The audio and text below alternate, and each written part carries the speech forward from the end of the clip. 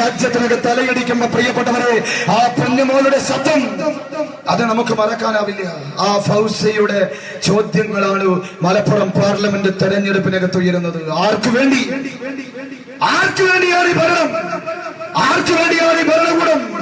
പ്രതികരിക്കേണ്ട പ്രിയപ്പെട്ടവരെ, രോഹിത് വെൺമലയുടെ ആ 9 മാസവും 10 ദിവസവും ഉദരത്തിനകത്ത് പേറ്റുനോവ് സഹിച്ച് നൊന്ത് പ്രസവിച്ച ഉമ്മമാർ, അന്യജീവിന്റെ ഉമ്മയായാലും അത് രോഹിത് വെൺമലയുടെ അമ്മയായാലും ഈ രാജ്യത്തിനകത്ത് നിലവിളികൾ ഉയരുമ്പോ ആ നിലവിളികൾ കേൾക്കാതെ പോകരുത് എന്ന ഉച്ചസ്ഥിരമായ മുദ്രാവാക്യമാണ് ഈ പാർലമെന്റ് തെരഞ്ഞെടുപ്പിനകത്ത് ഉയരുന്നത്. നമുക്ക് പ്രതികരിക്കണം. ഭക്ഷണം പോലും നിഷേധിക്കുന്ന ഭരണകൂടത്തിനെതിരെയുള്ള പ്രതിഷേധം. അപ്പൊ ചിലര് പറയും, ഞങ്ങളും അവർക്കെതിരാണ്, ഞങ്ങളും വർഗീയതക്കെതിരാണ്, ഞങ്ങളും ഫൈസലിനെ കൊന്നവർ, കൊടിഞ്ഞിയിലെ ഫൈസലിനെ കൊന്നവർക്കെതിരാണ്, ഞങ്ങളും മഹിളാക്കിനെ കൊന്നവർക്കെതിരാണ്, ഞങ്ങൾ ബീഫ് കറി വെച്ചിട്ടുണ്ട്, ഞങ്ങൾ ബീഫ് ഫെസ്റ്റിവൽ നടത്തിയിട്ടുണ്ട്, ഞങ്ങള് ആളുകൾ കൂടുന്നിടത്ത് 4 മുഴം നീളമുള്ള നാവ് കൊണ്ട് ഞങ്ങൾ കുറെ ബീഫ് വാങ്ങി ബീഫ് ഫെസ്റ്റിവൽ നടത്തിയിട്ടുണ്ട്. ഞങ്ങളാണ് RSSനെതിരെ, ഞങ്ങളാണ് RSSനെതിരെ പോരാട്ടം. ഇവരെവിടെയാണ്?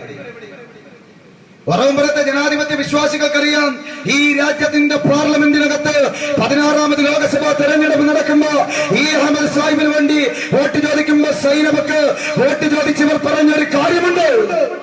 ഒരു കോൺഗ്രസ് ഇതര BJP ഇതര മുന്നണി എവിടെ? 27 സംസ്ഥാനങ്ങളുണ്ട്, 9 കേന്ദ്രഭരണ പ്രദേശങ്ങളുണ്ട്, 543 പാർലമെന്റ് കോൺസ്റ്റിറ്റ്യുവൻസികളുണ്ട്. ഇടതുപക്ഷം എവിടെ? കേവലം 2 എംപിമാരുള്ള ത്രിപുര എന്ന് പറയുന്ന കൊച്ചു സംസ്ഥാനത്തിനകത്ത് ഭരണമുള്ള ഒരു പാർട്ടിക്ക് ഈ രാജ്യത്തിനകത്ത് നാഗ്പൂരിലെ ആസ്ഥാനത്തിനകത്ത് നിന്ന് പ്രൊഡ്യൂസ് ചെയ്യുന്ന വർഗീയതയെ ചെറുക്കാൻ രാജ്യത്തെ കാരാട്ട് പ്രയാസിന്റെ പാർട്ടി എവിടെ? പറവമ്പലത്തെ ഇടതുപക്ഷക്കാരനോട് ഞങ്ങൾ ചോദിക്കുന്നു, ഈ രാജ്യത്തിന്റെ പാർലമെന്റിനകത്ത് നരേന്ദ്ര ദാമോദർദാസ് മോഡിക്ക് നേരെ വിരൽ ചൂണ്ടി മുട്ടുമറക്കാതെ സംസാരിക്കുന്ന ഒരു പാർലമെന്റ് ഇടതുപക്ഷത്തിന് കാണിച്ചു തരാൻ സാധിക്കുമോ? അവരുണ്ടോ? അവരില്ല. ഒക്കെ കൂടി ത്രിപുര 2, ബംഗാൾ 2, കേരളം ഒക്കെ കൂടി 5, എല്ലാം കൂടി 9 ആണ്. പിന്നെ ഒരു ഇന്നസെന്റും ഒരു ജോയ്സ് ജോർജും കൂട്ടിയ 11 ആളുകളാണ്. ഇവരാണോ രാജ്യത്തിനകത്ത് ഈ BJPക്കെതിരെ പോരടിക്കുന്നത്? നിങ്ങൾ ആലോചിക്കണം. BJP ഈ രാജ്യത്തിനകത്തെ സംസ്ഥാനങ്ങളിൽ തെരഞ്ഞെടുപ്പ് നടക്കുമ്പോ അവിടെ ആരാണ്? ഒരു മുനിസിപ്പാലിറ്റി വാർഡിലെങ്കിലും ഈ രാജ്യത്തിലെ BJPയെ ചെറുക്കാൻ ജനാധിപത്യ പോരാട്ടത്തിനകത്ത് ഇടതുപക്ഷമുണ്ടോ? കാരാട്ട് പ്രകാശ് വന്ന്, സീതാറാം യെച്ചൂരി വന്ന് മലപ്പുറത്ത് അഡ്വക്കേറ്റ് MP ഫൈസലിന് വേണ്ടി വോട്ട് ചോദിക്കുമ്പോ ഈ പാർട്ടിയുടെ അഖിലേന്ത്യാ കമ്മിറ്റി ഓഫീസ് സ്ഥിതി ചെയ്യുന്ന ഡൽഹിയിൽ AKG മന്ദിരം, AKG ഓഫീസ്, AKGയുടെ പേരിലുള്ള കേന്ദ്ര കമ്മിറ്റി ഓഫീസ് സ്ഥിതി ചെയ്യുന്ന വാർഡിൽ പോലും ഒരു സ്ഥാനാർത്ഥിയെ ഡൽഹി മുനിസിപ്പൽ കോർപ്പറേഷൻ തെരഞ്ഞെടുപ്പിൽ പോലും മത്സരിക്കാൻ സാധിക്കാത്ത ഒരു ഈർക്കൽ പാർട്ടി അവരാണ് മലപ്പുറത്ത് വന്ന് KT ജലീലിന്റെയും TK ഹംസയുടെയും പേര് പറഞ്ഞ് വോട്ട് ചോദിക്കുന്നത്. ഞാൻ അവരിലേക്ക് കടക്കുന്നില്ല. ഇനി പോകട്ടെ. അവര് പറയും കേരളത്തിനകത്ത് ഞങ്ങളുടെ ഭരണം, കേരളത്തിനകത്ത് ഞങ്ങളാണ് ഇതൊക്കെ ഉണ്ടാക്കിയത്.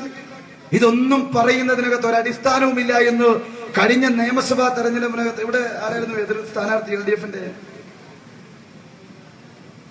നമ്മുടെ MLAക്കെതിരെ മോഹൻദാസ്, CPIയുടെ മോഹൻദാസ് പറഞ്ഞു, ഇവരീ പറയുന്ന വികസനമുണ്ടല്ലോ, ഇവരീ പറയുന്ന പ്രബുദ്ധതയുണ്ടല്ലോ, ഇവരീ കേരളത്തിനകത്ത് ഉണ്ടാക്കി എന്ന് പറയുന്നതുണ്ടല്ലോ, അതൊക്കെ നിഷേധിച്ചിട്ടാണ് കഴിഞ്ഞ ഇടതുപക്ഷ സ്ഥാനാർത്ഥി പ്രിയപ്പെട്ട നമ്മുടെ MLAക്കെതിരെ ഇവിടെ പ്രചരണം നടത്തിയത്. അദ്ദേഹം എന്താണ് പറഞ്ഞത്?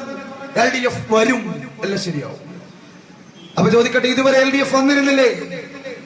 EMS വന്നിരുന്നു, ശരിയായിട്ടില്ല. EK നേതാർ വന്നിരുന്നു, ശരിയായിട്ടില്ല. വേലിക്കാലത്തെ ശങ്കരൻ മകൻ അച്യുതാനന്ദൻ വന്നോ, ശരിയായിട്ടില്ല. പിണറായി വിജയൻ വരണം, ഒന്ന് ശരിയാക്കാൻ എന്നാണ് കഴിഞ്ഞ നിയമസഭാ തെരഞ്ഞെടുപ്പിനകത്ത് പറഞ്ഞത്. ഇപ്പൊ ഒക്കെ ശരിയാക്കിക്കൊണ്ടിരിക്കുക. പറയാൻ കഴിയും ഇവർക്ക്? ഗവൺമെന്റിന്റെ പേര് പറഞ്ഞ് വോട്ട് ചോദിക്കാൻ കഴിയോ ഇവർക്ക്? ഏത് മേഖലയിൽ? അംഗനവാടിയിൽ പഠിക്കുന്ന കുട്ടിക്ക് മുതൽ ഒരു വന്യവയോധികർക്ക് വരെ ഏതെങ്കിലും ഒരു വിഭാഗത്തിന് നീതി അനുവദിക്കപ്പെട്ടു, നീതി കൊടുക്കപ്പെട്ടു എന്ന് പറയാൻ സാധിക്കുന്ന ഒരു ഭരണകൂടമാണോ കേരളത്തിനകത്ത്?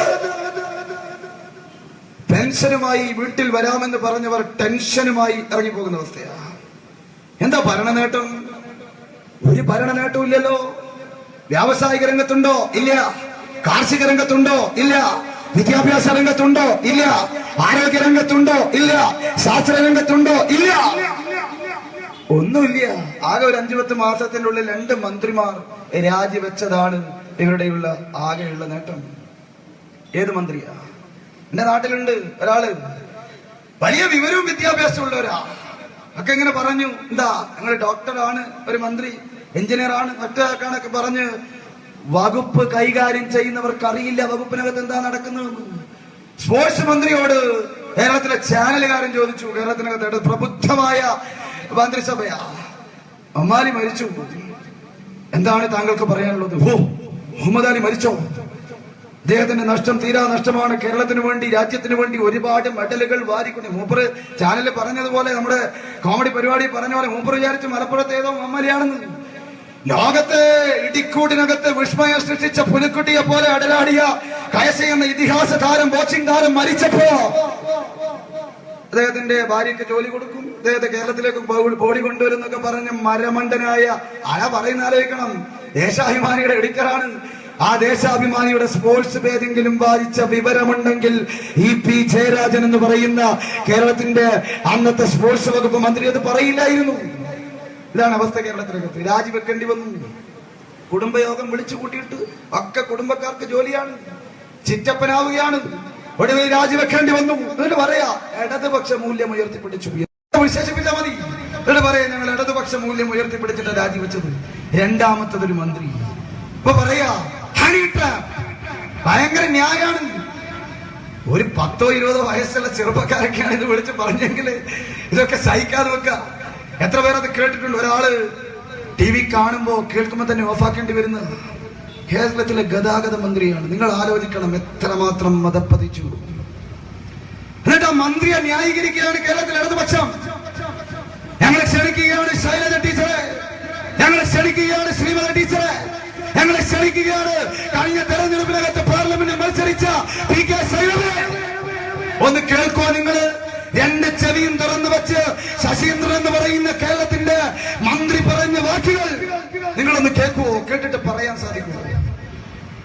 ഈ തെമ്മാടികളാണ് കേരളത്തിന്റെ മന്ത്രിസഭയെ നയിക്കുന്നത്. വേറൊരുത്തരുണ്ട്, ഒരു മന്ത്രി തിരിഞ്ഞു നിന്നിട്ട് തോന്നിയാസം പറയാൻ വേണ്ടി മാത്രമുള്ള MM മണി എന്ന് പറയുന്ന വിദ്യാഭ്യാസം, കേരളത്തിന്റെ വൈദ്യുതി മന്ത്രി.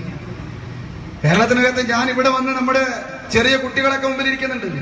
ആ കുട്ടിയോട് ചോദിച്ചാൽ ചിലപ്പോൾ ഒരു ബാറ്ററി കൊടുത്തിട്ട് ചോദിച്ചാൽ കുട്ടി ബാറ്ററിയുടെ പോസിറ്റീവും നെഗറ്റീവും പറഞ്ഞു തരും, കണക്ഷൻ പറഞ്ഞു തരും. കാരണം പ്ലസ് ഇട്ടത് പോസിറ്റീവ്, മൈനസ് ഇട്ടത് നെഗറ്റീവ്, ഇതിന്റെ കണക്ഷൻ പറഞ്ഞു തരും. പക്ഷെ കേരളത്തിലെ വൈദ്യുതി മന്ത്രിക്ക് അത് പറയാൻ കഴിയില്ല. കാരണം എന്താ? 4ാം ക്ലാസ്സിൽ ബാറ്ററിയുടെ പോസിറ്റീവും നെഗറ്റീവും പഠിപ്പിക്കുന്നില്ല. വിവരാണ്, 4ാം ക്ലാസ് യോഗ്യതയാണ്. വലിയ വായിൽ തെറി വിളിച്ച് നടക്കുകയാണ്. ഒരമ്മ കേരളത്തിനകത്ത് മകന് വേണ്ടിയുള്ള നിരാഹാരം നടത്തുമ്പോ ആ അമ്മയെ പോലും വ്യഭിചാരിയാക്കാനുള്ള പരിശ്രമത്തിന്റെ ഏറ്റവും നെറികാരിന്റെ സ്വരം അതാണ് കേരളത്തിന്റെ വൈദ്യുതി മന്ത്രിയിൽ നിന്ന് കേൾക്കുന്നത്. ഏകാധിപതികളുടെ ഭരണമാണ്. പ്രതികരിക്കേണ്ട പ്രിയപ്പെട്ടവരെ, പ്രതിഷേധിക്കേണ്ട പ്രിയപ്പെട്ടവരെ, പ്രതികരണത്തിന്റെ സ്വരമുയർത്തേണ്ട പ്രിയപ്പെട്ടവരെ. ഒരു ഫാസിസ്റ്റായി മുന്നോട്ട് പോകുന്ന പിണറായി വിജയനെതിരെയുള്ള പ്രതികരണത്തിന്റെ, പ്രതിഷേധത്തിന്റെ അലയൊലികൾ ഇവിടുത്തെ ഈ പ്രബുദ്ധ മലപ്പുറത്തിന്റെ ബൂത്തുകളിൽ ആ തെരഞ്ഞെടുപ്പിന്റെ ഓരോ വോട്ടായി മാറുമെന്ന കാര്യത്തിനകത്ത് യാതൊരുവിധ തർക്കവുമില്ല. അവിടെ നമുക്ക് ജയിക്കണം. വെറുമൊരു ജയമല്ല, വലിയ ജയം, വലിയ ഭൂരിപക്ഷത്തോടെയുള്ള ജയം നമുക്ക് വേണം. അതുകൊണ്ട് ഇനിയും